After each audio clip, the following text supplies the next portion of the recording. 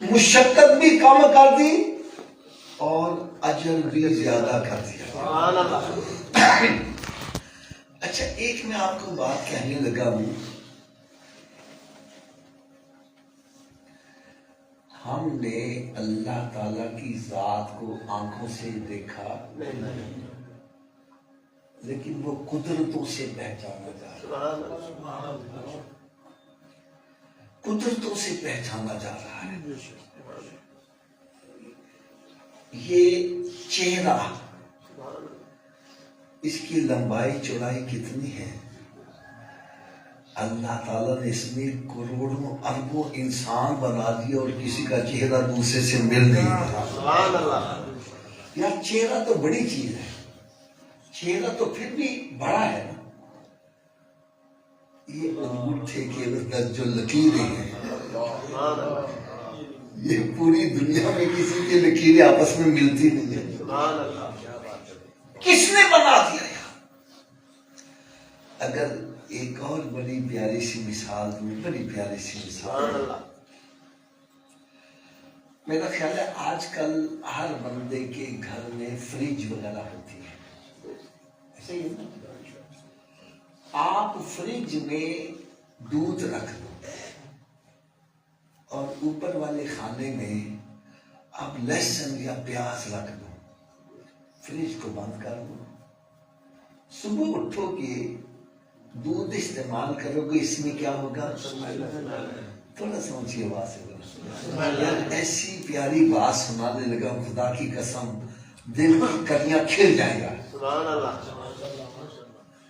نیچے آپ نے دودھ رکھا ہے، اوپر والے خانے میں لہسن پیاز رکھ دیا. دونوں کے اندر ڈسٹینس ہے، فاصلہ ہے.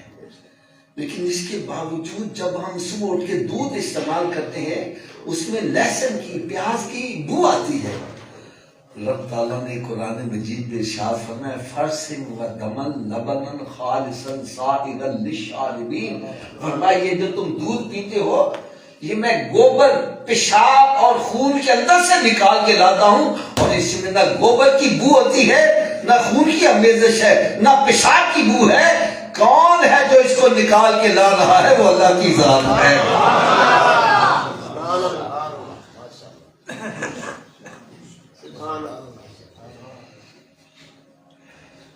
پینے والے کو مزہ دے رہے.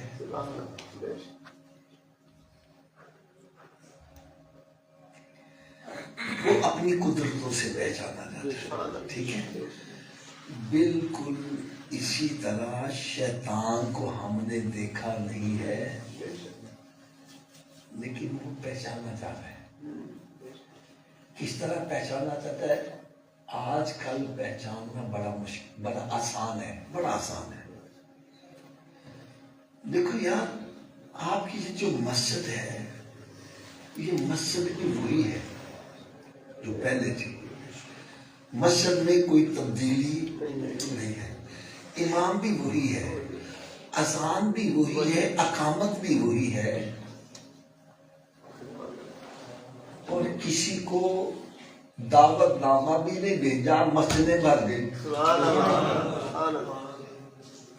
ویسے کئی ایسی مساجد میں نماز پڑھنے کے لیے جگہ نہیں ملی. یعنی مسجد بھی وہی ہے، امام بھی وہی ہے، مؤذن بھی وہی ہے، اور نہ کوئی کسی کو انویٹیشن بھیجا گیا ہے، نہ کسی کو دعوت دی گئی ہے، نہ کسی کو کے پاؤں پکڑے گئے ہیں. ایک دم مسجدوں میں رونق آ گئی. ایسا ہے کہ اور یار دور نہ جاؤ. پہلے فجر میں یہاں کتنے نمازی ہوتے، ظہر میں کتنے ہوتے، عصر میں کتنے، مغرب میں کتنے، عشاء میں کتنے. یہ فرق ظاہر ہوتا ہے کہ نہیں ہوتا؟ میں آپ سے سوال کرتا ہوں وجہ کیا ہے؟ یہ مسجدیں کم بھر کیوں گئی؟ جب نماز میں تبدیلی نہیں آئی، بلکہ تبدیلی اگر یہ آئی ہے تو یہ آئی ہے پہلے عشاء میں 17 رکعت پڑھتے تھے، اب 20 سال تراویح بھی پڑھنی پڑتی ہے. تبدیلی یہ آئی ہے، 17 کی بجائے 37 رکعتیں پڑھنی پڑتی ہیں. تو مسجد میں تعداد میں ایک دم اضافہ کیوں ہو گیا ہے؟ ایک میرا سوال ہے. اس کا جواب یہ ہے، کوئی مسجد سے روکنے والا تھا، اس کو بند کر دیا ہے، مسجدیں بھرنا شروع ہو گئی ہیں.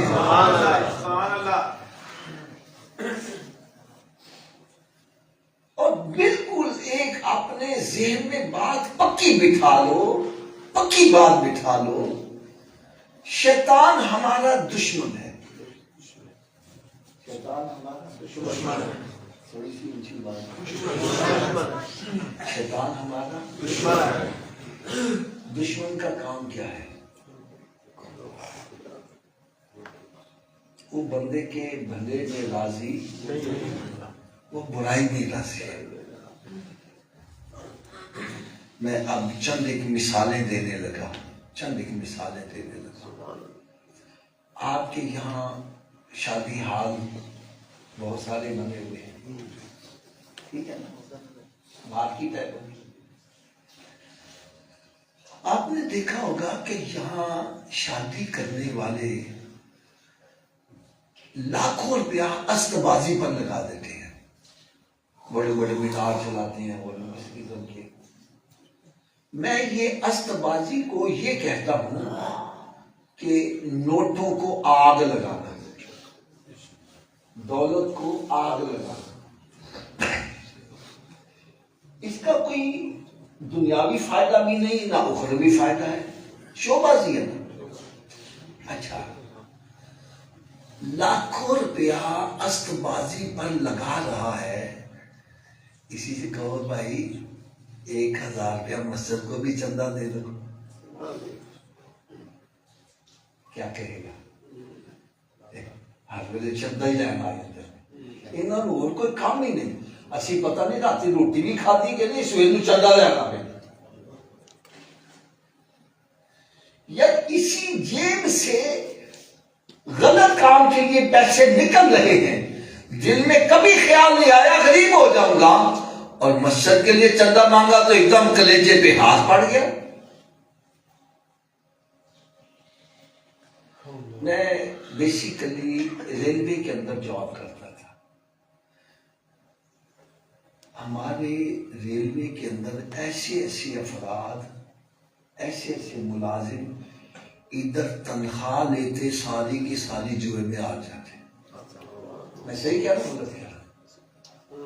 اب اسی بندے سے کہو بھائی مسجد کے لیے چندہ دے دو، سارے پیسے جوئے میں لگا رہا ہے، کبھی دل میں خیال نہیں آیا غریب ہو جاؤں گا، سارا مہینہ کیسے کھاؤں گا. شیطان پیچھے ہاتھ پھیرتا ہے، اور لگائے اور لگا اور لگا، وہ بھی آئیں گے، وہ بھی آ جائیں گے، اور لگا. اور جب مسجد میں دینے لگتا ہے، اس کو پتا ہے یہاں دینے سے تو اس کے پیسوں میں برکت آ جائے گی. مسجد جو خانہ خدا ہے، جو مسجد دنیا میں بناتا ہے، اللہ تعالیٰ جنت میں اس کا گھر بنا دیتا ہے. تو اس کا تو گھر جنت میں بن جائے گا. لہذا شیطان ہمیشہ اس بات کی مخالفت کرے گا جو کام ہمیں جنت میں لے جانے والا، اور اس کام کی حوصلہ افزائی کرے گا جو ہمیں جہنم میں لے جانا والا. قرآن مجید فرقان حمید میں رب تعالیٰ نے ارشاد فرمایا، الشیطان یعدکم الفقر ویأمرکم بالفحشاء. فرمایا یہ تمہیں فقر کا خوف دلائے گا اور برائی کے لیے حوصلہ افزائی کرے گا.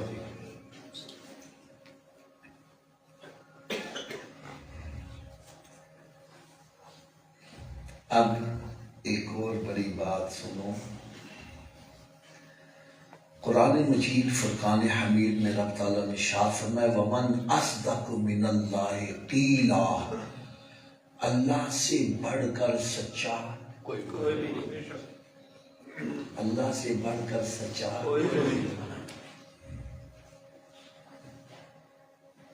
اور اسی رب ذوالجلال نے اپنے پاک کلام میں ارشاد فرمایا کتب علیکم القصاص وهو کرہ لکم، تمہارے اوپر جہاد فرض کیا گیا ہے اور تمہیں یہ پسند نہیں۔ رب تعالیٰ نے ہمارے اوپر کیا فرض کیا ہے اور فرمایا یہ تمہیں پسند نہیں ہے، اور پھر آگے رب تعالیٰ نے فرمایا بہت ساری ایسی چیزیں جو تمہارے نزدیک بری ہیں رب کے نزدیک اچھی ہیں، اور بہت ساری ایسی چیزیں جو تمہارے نزدیک بری ہیں رب کے نزدیک اچھی ہیں۔ تو جب رب کو سچا مان لیا ہے، رب نے جو فرمایا سمجھ لو اسی میں ہی ہماری بہتری ہے۔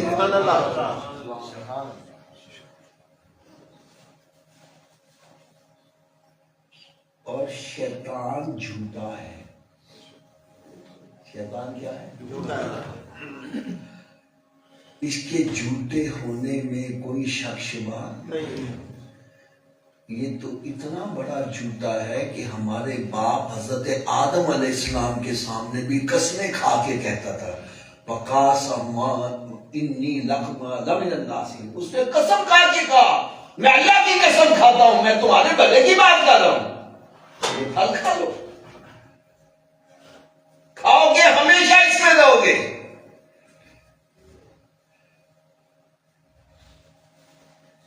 ایسے ہی ہے نا،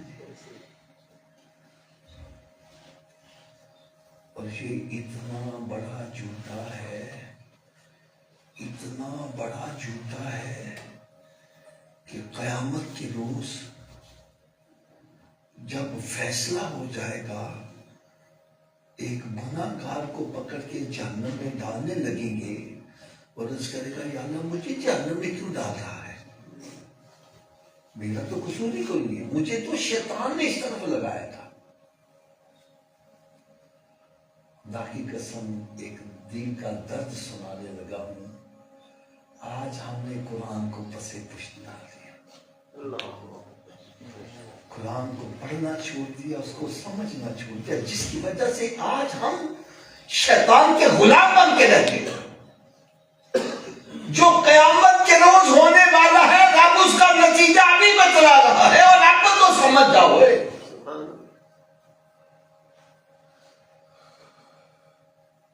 تیرواں پالا ہے وقال الشیطان لما قضی الامر، بندہ کہتا ہے یا اللہ میرا تو قصور ہی نہیں ہے، یہ تو شیطان نے مجھے اس طرف لگایا تھا۔ تو رب تعالیٰ شیطان سے پوچھے گا تو اس کو کیوں گمراہ کیا؟ وہ عرض کرے گا اے مالک کو بولا اس سے پوچھو کہ میری کوئی بات سچی تھی؟ جب میں جھوٹا تھا میرے پیچھے یہ چلا کیوں؟ اور میں نے تو زبردستی کی نہیں۔ ایمانداری سے بتاؤ مسجد کے باہر شیطان کو کلاشن کف لے کے کھڑا ہوتا ہے؟ بولو تو صحیح کہ جڑا مسجد سے بڑھے گا میں اڑا کے رکھ دیں گا، ایسی ہے کوئی بات؟ کہتا میں تو صرف ایسے دل میں ڈالتا تھا لالا رشوت ہوتی بھی باندھ جائے گی، کاروں بھی باندھ جائیں گی، بڑا مزہ بنے گا ہی،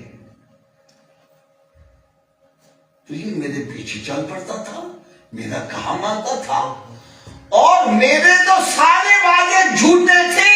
فلا تلومونی ولوموا انفسکم، آج مجھے برا نہ کہ اپنے آپ کو برا کیا، تجھے کس نے کہا تھا میرے پیچھے؟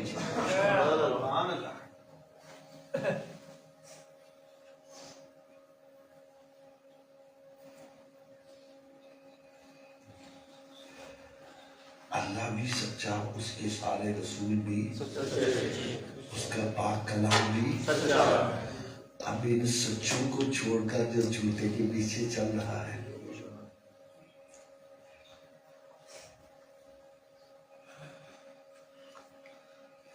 اگر میری بات آپ کو ابھی بھی سمجھ نہیں آ رہی، میں اور آپ کو بڑی آسان سی مثال دے دوں، بڑی آسان سی مثال دے دوں۔ اللہ تعالیٰ ہر مسلمان کو بیماریوں سے محفوظ آمین مجھے آمین کہتے ہیں۔ آمین اور جو بیمار ہو چکے ہیں اللہ تعالیٰ ان کو شفا کاملہ عطا آمین میں ایک مثال دیتا ہوں۔ ایک بندہ ڈاکٹر کے پاس جاتا ہے، ڈاکٹر اس کو چیک اپ کر کے بھائی آپ نے میٹھا کھانا چھوڑ دو، تسی جی نمک کھانا چھوڑ دو، آپ بابا جی چھوٹا گول چھوڑ دو، تسی حضرت صاحب بڑا گول چھوڑ دو۔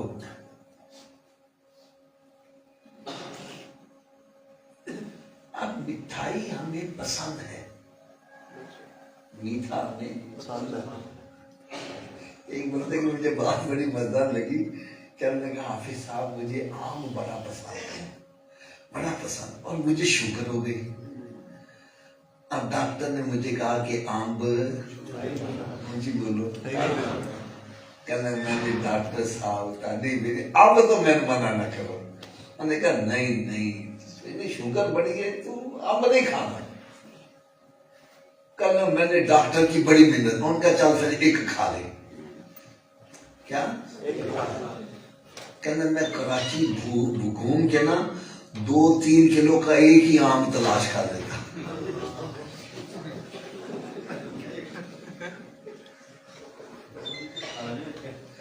میرے کہنے کا مقصد یہ ہے کہ ڈاکٹر ہمیں منع کرتا ہے بھئی آم تم نے، اب آم ہمیں پسند ہے، ہم ڈاکٹر کی بات مانتے ہیں، ہمیں نمک پسند ہے، ہمیں چھوٹا گوشت پسند ہے، بڑا گوشت پسند ہے، ڈاکٹر نے منع کر دیا۔ اب ہم کسی کے ہاں دعوت جائیں، یار تم آؤ میرے پاس کھانا، اور جی میں تو پرہیزی کھانا کھانا ہوں، کیا کہتا ہوں؟ میرا آپ سے سوال ہے، آپ کو میٹھا پسند ہے، ڈاکٹر نے آپ کی منع کی ہے، آپ اپنی پسندیدہ چیز کیوں چھوڑ رہے ہیں؟ ایک سوال ہے نا میرا، آپ کو نمک پسند ہے، ڈاکٹر کہتے ہیں نمک کیوں چھوڑے ہو؟ آپ کو چھوٹا گوشت پسند ہے، ڈاکٹر سے کہتے ہیں کیوں چھوڑے ہو؟ آپ اس کا یہ جواب دو کہ حافظ صاحب ڈاکٹر میرا خیر خواہ ہے، ڈاکٹر تھوڑا دے اچھی آواز میں، ڈاکٹر میرا وہ اگر مجھے نمک سے منع کر رہا ہے، بے شک مجھے پسند ہے، لیکن وہ میرا خیر ہے، مجھے اس کی بات ماننی چاہیے۔ مجھے میٹھا پسند ہے لیکن ڈاکٹر میرا خیر خواہ ہے، اس نے منع کیا کہ اس لیے میں پرہیز کر رہا ہوں۔ یار ڈاکٹر تیرا خیر خواہ ہے، میرے آقا سے بڑا خیر خواہ کون ہو سکتا؟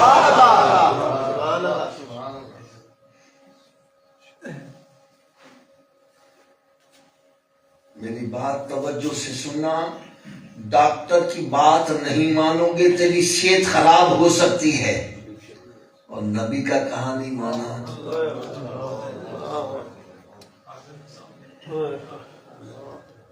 دنیا بھی آخرت بھی، کیونکہ میرے آقا سے بڑا خیر خواہ کوئی نہیں ہے، رب سے بڑا خیر خواہ کوئی نہیں ہے۔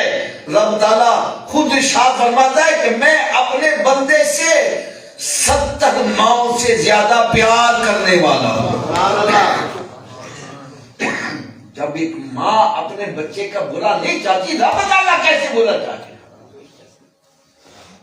جس ماں کے اندر ایک ممتا کا پیار ہے، وہ اولاد کا برا نہیں سوچتی، تو جس کے اندر 70 ماؤں کا پیار موجود ہے، تو پھر یاد رکھو رب نے جس چیز سے منع کر دیا ہے، میرے آقا صلی اللہ علیہ وسلم جس چیز سے منع کر دیا اس سے باز آ جاؤ، اور جس کے کرنے کا حکم دیا ہے اس میں سستی نہ کرو،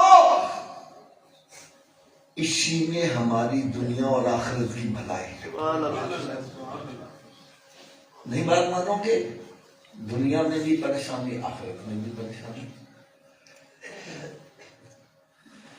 اب آؤ میں ایک آفس کی بڑی دلیل دینے لگا ہوں، بہت بڑی دلیل دینے لگا ہوں، اللہ کرے میری بات یہ دل پہ چوٹ کر جائے۔ مجھے ویسے ایک دکھ اس بات پر ہوتا ہے، حضرت صاحب آپ بتلانا یہ نمک حلال ہے کہ حرام ہے؟ مجھے بولو. اور میٹھا چھوٹا گوشت بڑا گوشت. یار ڈاکٹر کے کہے سے حلال چھوڑ دیتا ہے, نبی کے کہے سے حرام نہیں چھوڑتا.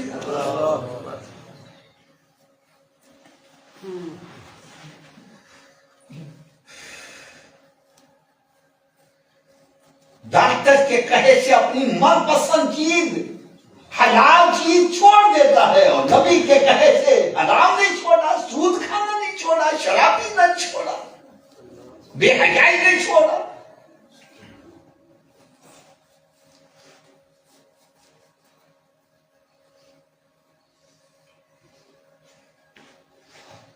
اب جو میں بات کرنے لگا ہوں اس کی آپ سارے ہی تصدیق کرو گے. میں یہ سمجھتا ہوں کہ ایک بندہ بھی اس کا انکاری نہیں ہوگا.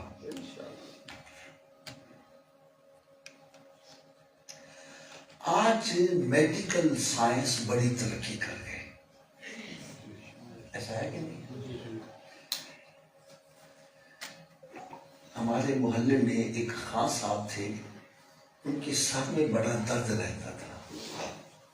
میں آپ کو سائنس کی ترقی کی بات کر رہا ہوں.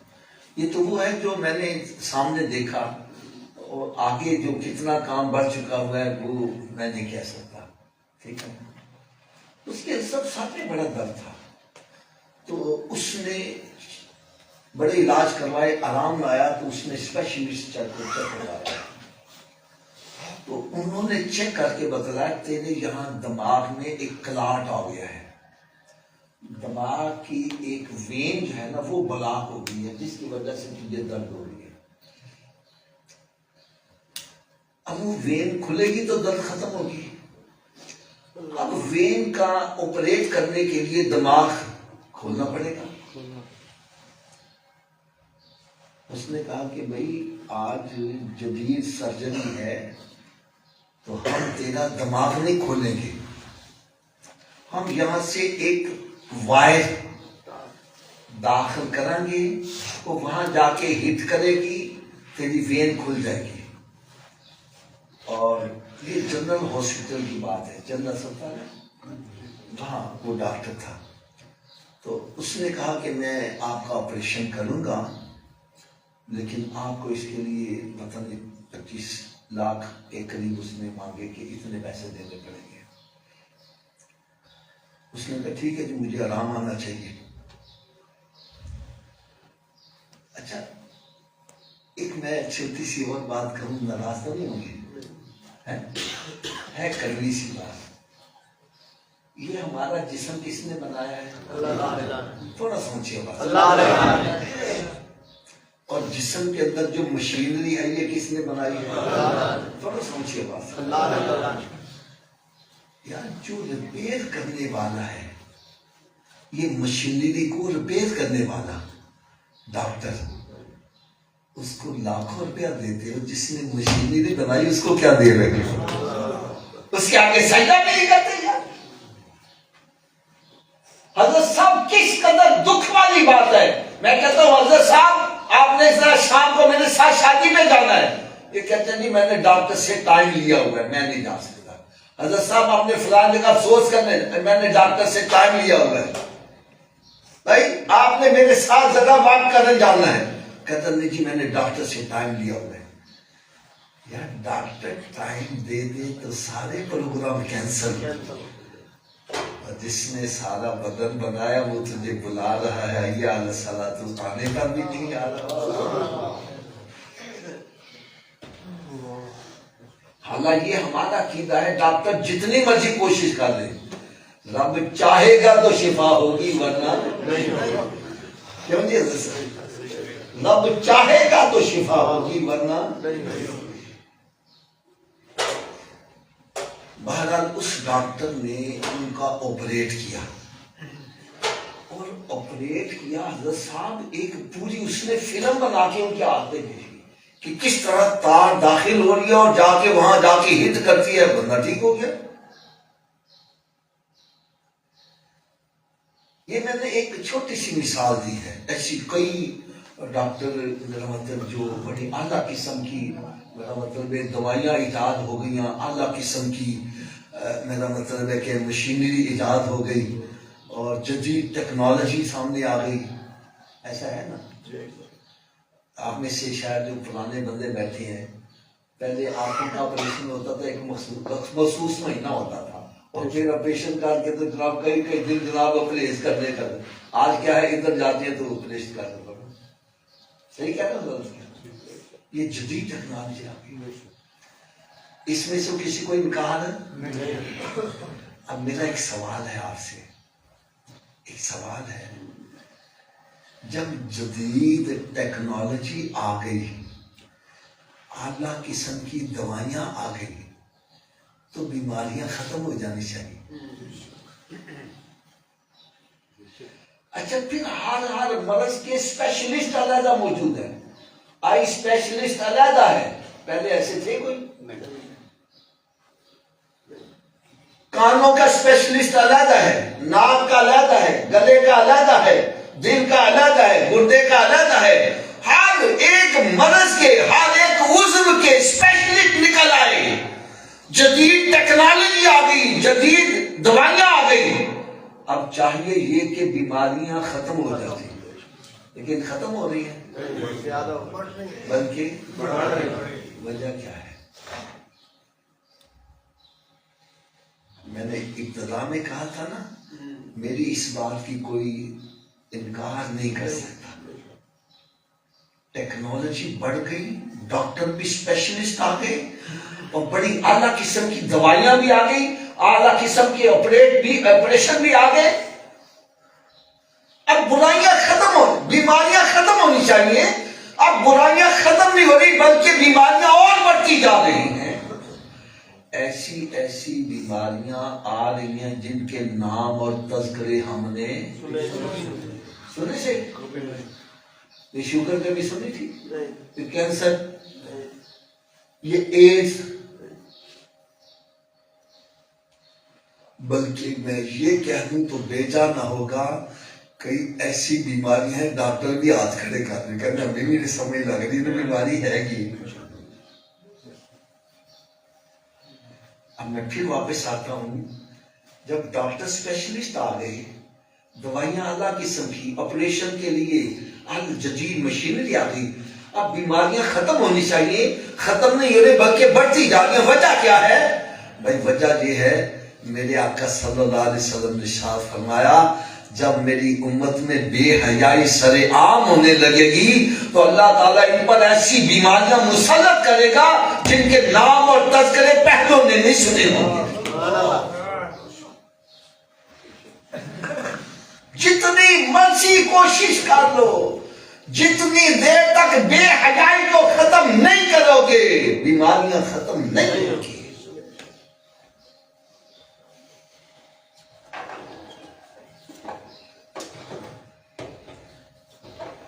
سرکار مدینہ راحت قلب سینہ صلی اللہ علیہ وسلم ایک مرتبہ ایک صحابی رضی اللہ عنہ پوچھنے لگے، بھائی تو پہلے بیٹھا ہوا لکھا کرتا تھا یہ میرے بیان، اب بند کیوں کر دیا ہے؟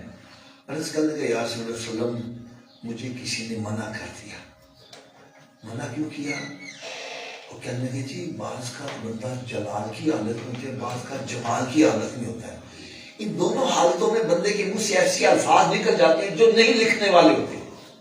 بعض کا کیسے تو بندہ کہتا ہے یار میں تن چھوڑا گئے نہیں، جب غصہ ختم ہوتا ہے وہ کہتا ہے یار تو ہے کہ کیا تھی، کہتا ہے یار غصے چاہ کے کہتا ہے میں اپنے الفاظ واپس لیتا ہوں. ایسا ہو جاتا ہے کہ نہیں؟ تو کہتے کہ تم سب کچھ لکھتے جا رہے ہو، پتہ نہیں سرکار جلال کی یا جمال کی حالت میں تو چل بات کہی نہ لکھنے والی وہ بھی تو لکھ لو تو پریشانی کا باعث نہ بن جائے. تو کہنے لگے اس لیے میں نے لکھنا بند کر دیا. تو سرکار دو عالم حضور مجسم صلی اللہ علیہ وسلم کا جواب سنو، فرمایا میرے صحابی مجھے اپنے جیسا نہ سمجھو، مجھے اپنے جیسا نہ سمجھو. فرمایا میں چاہے جلال کی حالت میں ہوں چاہے جمال کی حالت میں، میری زبان سے حق ہی نکل رہا ہے.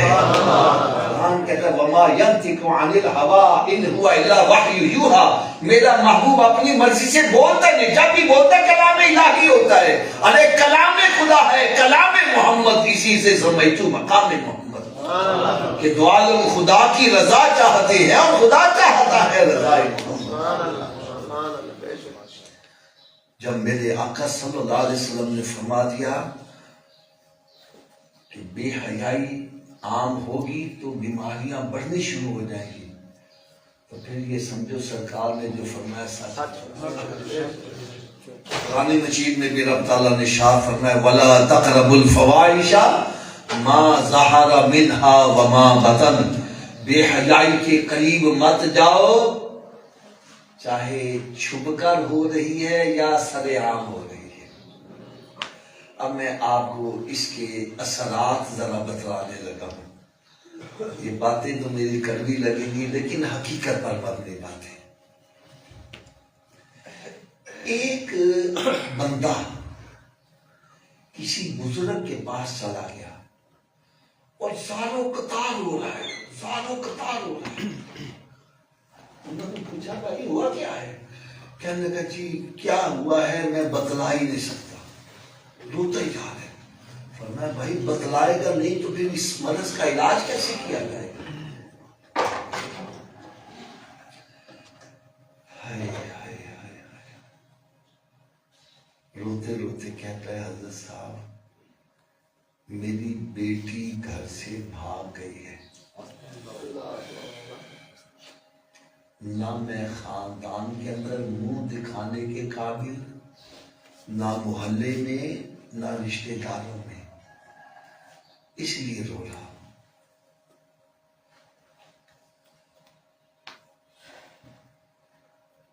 وہ بزرگ فرمانے لگے بیٹا تیرے گھر میں ٹی وی وغیرہ ہے؟ کہنے لگے جی ہاں۔ فرمایا دیکھتے ہو؟ کہنے لگا جی ہاں۔ تیری بیٹی بھی دیکھتی تھی؟ کہنے لگا جی وہ کہاں جاتی، وہ بھی بیٹھ کے دیکھتی تھی۔ تو بزرگ فرمانے لگے بیٹی کو گھر سے بھاگنے کا طریقہ پاس بٹھا کر دکھا دیا تو اگر اس نے عملی جامہ پہنا تھا اس پہ رو کیوں رہا ہے؟ کیا فلم ڈرامے میں یہ سب کچھ نہیں ہوتا؟ کس طرح لو لیٹر لکھے جاتے ہیں، کس طرح رابطے قائم کیے جاتے ہیں، کس طرح گھروں سے فرار حاصل کیا جاتا ہے، یہ سب کچھ تو پاس بٹھا کر دکھا رہا ہے، اگر اس نے عملی جامہ پہنا دیا رو کیوں رہا ہے؟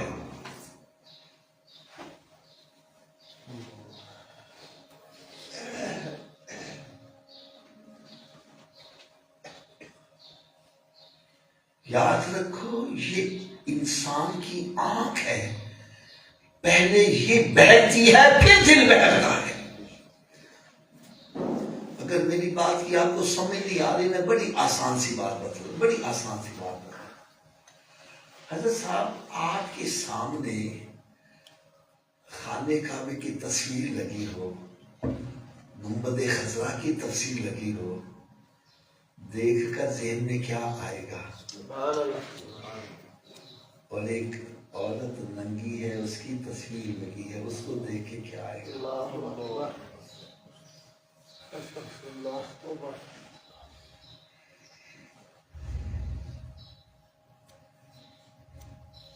یاد رکھو جب انسان کوئی اچھی چیز دیکھتا ہے، خانہ کعبہ دیکھے گا، مدینہ منورہ دیکھے گا، اس کا ذہن پاکیزہ ہوگا، دل میں نور آئے گا۔ اور اگر کوئی گندی تصویر دیکھے گا پھر کیا ہوگا؟ اندر برائی، شہوت جوش مارے گی۔ حضرت صاحب میرے پاس ایک لڑکا آیا، تو مجھے کہنے لگا حافظ صاحب میں پریشان پڑا ہوں۔ میں کہا بھائی پریشان کیوں ہے؟ کہنے لگا جی میں بے روزگار ہوں۔ بے روزگار. یار میں اس کی بات بتاؤں، اللہ کرے یہ میری بات، یہ جو میں کر رہا ہوں غلط ہو، لیکن اس کی بات میں سنانے لگا ہوں. مجھے کہنے لگا حافظ صاحب میں نے جاب کے لیے اپلائی کیا ہوا ہے، لیکن مجھے پتا ہے کہ میں میڈیکلی طور پر انفٹ ہو جاؤں گا. میں نے کہا یار میڈیکل والی تو پہلے کہہ رہا میں انفٹ ہو جاؤں گا، وجہ کیا ہے؟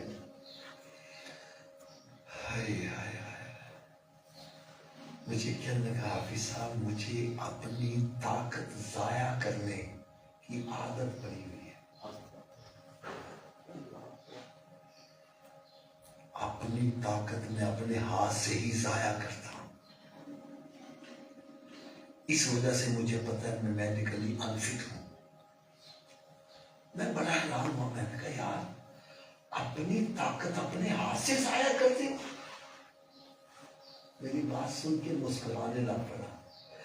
کہنے لگا حافظ صاحب آپ مجھے دیکھ کے حیران ہو رہے ہو، ہمارے کالجوں یونیورسٹیوں میں 80% ایسے نوجوان ہیں جو اپنی طاقت اسی طرح ضائع کرتے ہیں.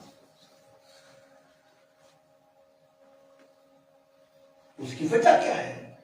گندی تصویریں دیکھتے ہیں، گندے گندے چینل دیکھتے ہیں. اب اندر شہوت جو ہے وہ جوش مارتی ہے.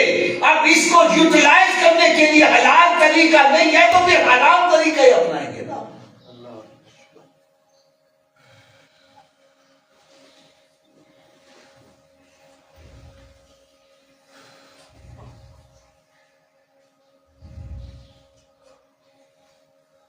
یہ ایک شیطان کی چال ہے، غیر مسلموں کی چال ہے. میں آپ کے یہاں قریب ایک کالج ہے برباندلے کا قائد، میں وہاں پڑھا کرتا تھا. یہ میں نے 73 میں وہاں سے ایف ایس سی کی تھی. ہمارے ایک پروفیسر سے یقین جانو ان کی بات مجھے ابھی تک یاد آ رہی ہے. وہ کہنے لگے حافظ صاحب جب کسی قوم کو تباہ کرنا ہو اس سے اس کی تہذیب چھین لو، خود بخود ہی تباہ و برباد ہو جائے گی. ہم مسلمان ہیں، ہماری یہ تہذیب نہیں ہے. ہماری تہذیب جو ہے شرم و حیا والی. اور حدیث پاک میں آتے الحیاء نصف الایمان، ایمان آدھا ایمان حیا میں ہے. اور شیطان ہمارے ایمان کا ہی دشمن ہے. جتنے یہود و نصارہ ہمارے ایمان کے دشمن ہیں، اور انہوں نے اسی بات پر سارا زور دے دیا. یار اس سے اور بڑا ظلم کیا ہوگا؟ اس سے اور بڑا ظلم کیا ہے؟ ایک صابن بیچنا اور اس پہ بھی عورت کی ننگی تصویر لگی ہوئی.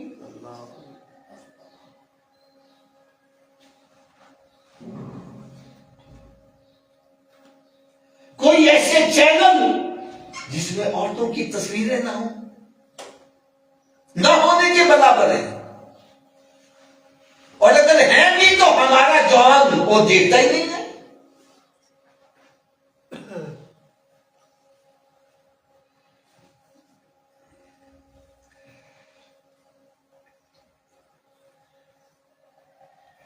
اور اسی بے حیائی کی وجہ سے پھر رابطے بڑھتے ہیں. پہلے بہن بنتی ہے، پھر کزن بنتی ہے، تو پھر پتہ نہیں کیا کیا بن جاتی ہے.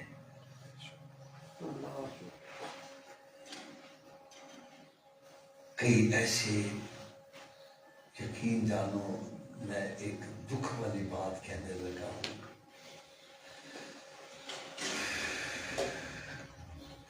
ایک لڑکی، اس نے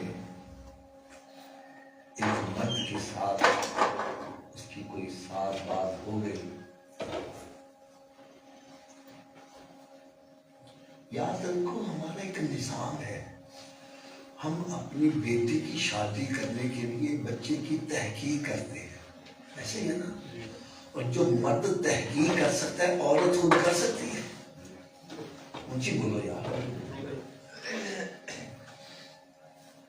میں مسجد میں بیٹھا سچی بات کرنے لگا ہوں. حضرت صاحب اس لڑکی نے لڑکے کے ساتھ رابطے وغیرہ کیے اور یہاں تک کہ بعد میں شادی ہو گئی، اور جب شادی ہو گئی پتہ چلا وہ تو غیر مسلم ہے، اور اس کی پہلے بھی 2-3 بیویاں ہیں۔ اس عورت پر کیا بیت رہی ہوگی، نہ وہ آگے کی نہ پیچھے کی۔ یاد رکھو یہ سب کی سب ہمیں جو سزائیں مل رہی ہیں، قرآن کہتا ہے وَمَا أَصَابَكُم مِّن مُّصِیبَةٍ فَبِمَا كَسَبَتْ أَیْدِیکُم وَیَعْفُو عَن کَثِیر۔ بندے کے اوپر جتنی مصیبتیں آتی ہیں اس کے اعمال کی وجہ سے آتی ہیں، حالانکہ ہم بہت ساریاں تو ویسے ہی معاف کر دیتے ہیں۔ یہ بے حیائی، اور مجھے خدا کی قسم دکھ ہوتا ہے آج کا نوجوان بستر میں بیٹھ کر گندے گندے چہرے دیکھ رہا ہے، اور دوستوں کے ساتھ دوستی بنا رہا ہے، وہ بھی اس کو گندی تصویریں، وہ بھی یہ تصویریں۔ یاد رکھو آج ایک ٹرینڈ چل چکا ہے، ہم دوست اس کو سمجھتے ہیں جو ہمارے ساتھ بے حیائی والی باتیں کریں، اور دشمن کس کو سمجھتے ہیں جو نماز کی دعوت ہے۔ اے بابا جی آدمی نے نماز ہے کہنا، رستہ ہی بدلو۔ دوست کون ہے جو ہمیں سگریٹ پلائے، بھرے ہوئے پکے سگریٹ۔ دوست اس کو سمجھنا جو ہمارے ساتھ تاش کھیلے، جو گندی گندی باتیں کرے، اس کو دیکھ کے ہم کہا میرا جگری یار آ رہا ہے۔ خدا را یہ دوست نہیں ہے، یہ مار ہے، یہ سانپ ہے، یہ سانپ سے بھی بدتر ہے۔ سانپ ڈنگ مارے گا تیری جان نکلے گی، یہ ایسا ڈنگ مارے گا تیری دنیا بھی برباد کرے گا، آخرت بھی برباد۔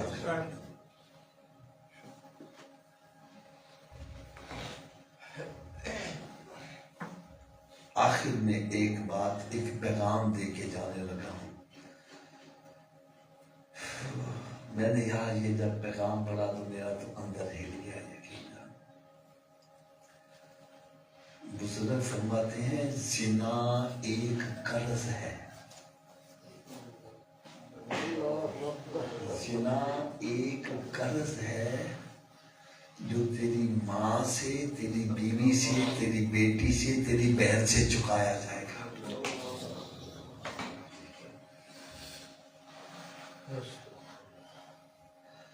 آج تو طاقت میں آ کر، دولت کے نشے میں آ کر، غرور میں آ کر، اقتدار میں آ کر کہتا ہے میں جو مرضی کر لوں۔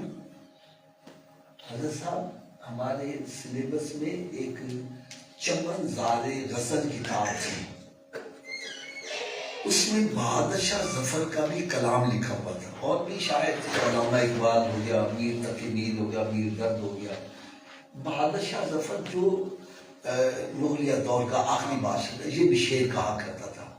اس کا شعر آج تک مجھے یاد ہے یار، وہ لکھتا ہے ظفر آدمی اس کو نہ جانیے، ظفر آدمی اس کو نہ جانیے، چاہے ہو وہ کیسا ہی فہم و ذکا، جسے عیش میں یاد خدا نہ رہی، جسے تیش میں خوف خدا نہ رہا۔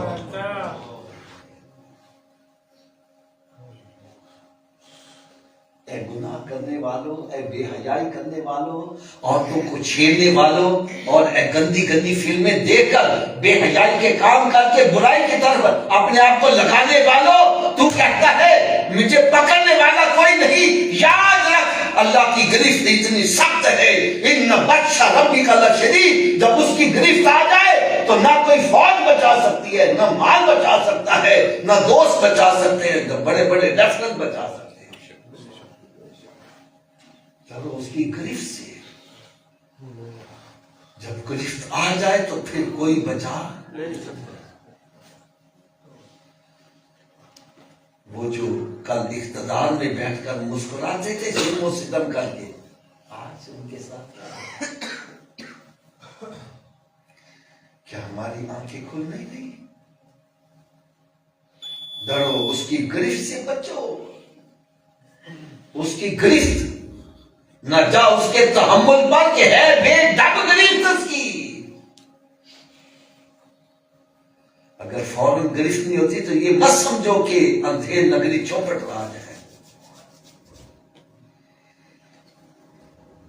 آج اگر تو کسی کی عزت کا سودا کر رہا ہے بھائی کل کو تیری بھی عزت کا سوال ہے۔ میں نے دیکھا بڑے بڑے کرو فر والے جب رب کی گرفت آتی ہے تو پھر رو دیتے ہیں۔ اس لیے ایک شاعر بڑی پیاری بات لکھتا ہے، بڑی پیاری بات لکھتا ہے، وہ کہتا ہے مگس کو باغ میں جانے نہ دو، ناحق پروانے کا خون ہوگا۔ مگس کہتے ہیں شہد کی مکھی کو، کہتا ہے شہد کی مکھی کو چمن میں نہ جانے دو اس لیے کہ پروانے کا خون ہوگا۔ اب مگس کا پروانے سے کیا تعلق ہے؟ تو دیکھو کیسے اس نے لائن بنائی، کہتا ہے شہد کی مکھی چمن میں جائے گی، وہاں سے رس چوس کے لائے گی، چھتے میں ڈالے گی تو موم بنے گا، شہد بنے گا، اور اس موم کی بنے گی موم بتی، اور جب یہ جلے گی تو پروانے کا خون ہوگا۔ فرمایا نہ اس کو چمن میں جانے نہ پروانے ہو، اس کا خون ہو بھائی، نہ بے حیائی کے قریب جاؤ تو نہ ہی پروانوں کا خون ہوگا۔ ارے شرم و حیا کے پیکٹ بن جاؤ، تیری آنکھوں کے اندر ہر وقت میرے آقا کے روضے اقصد کا نقشہ ہونا چاہیے، ہر وقت تصور میں مدینے کی گلی ہو۔ یہ مومن کے لیے ایک تصویر ہے، ایک طریقہ کار ہے، اس کی آنکھوں کے اندر مدینہ شریف کی فضا ہر وقت رہنی چاہیے، اس کا دل بھی پاک رہے گا، ذہن بھی پاک رہے گا۔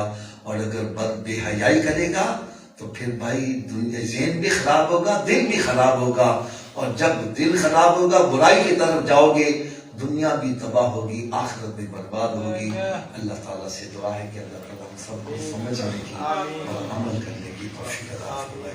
الصلاۃ والسلام علیکہ یا سیدی یا رسول اللہ وعلی آلک و اصحابک یا حبیب اللہ۔